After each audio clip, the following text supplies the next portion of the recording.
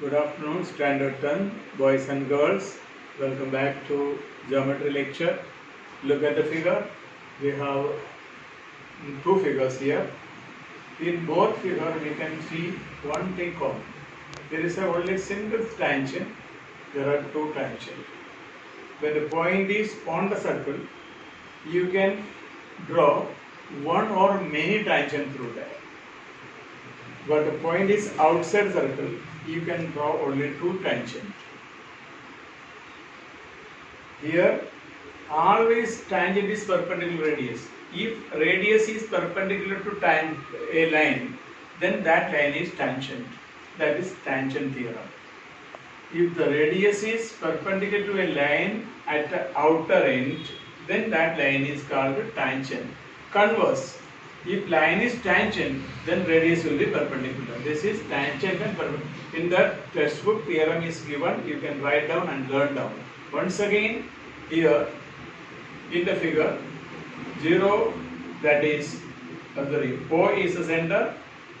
Line L is tangent at A. That means OA is perpendicular. A perpendicular line at the outer end of radius is always a tangent. These two properties are converse and theorem. Tangent, if a line is perpendicular to radius at outer end, that line is tangent. If it is tangent, it is always perpendicular to outer end. This is converse.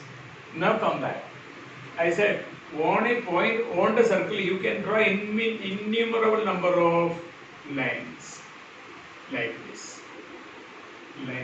Innumerable can single point. But a point is outside, you can draw only two tangents. These tangents are called tangent segment.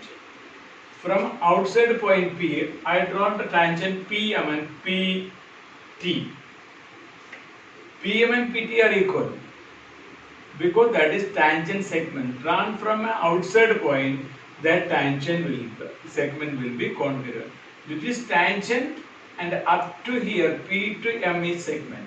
P to T is text segment. These two are equal. They are called tangent segment theorem. A tangent drawn from outside point touch the circle here. Outside point touch here also. So from outside point, two tangent can be drawn. Out of that, one part is segment, other part is segment. Two tangent segment drawn from external points are congruent. Now to prove it, we can use hypotenuse side theorem or something. Right? It is not given.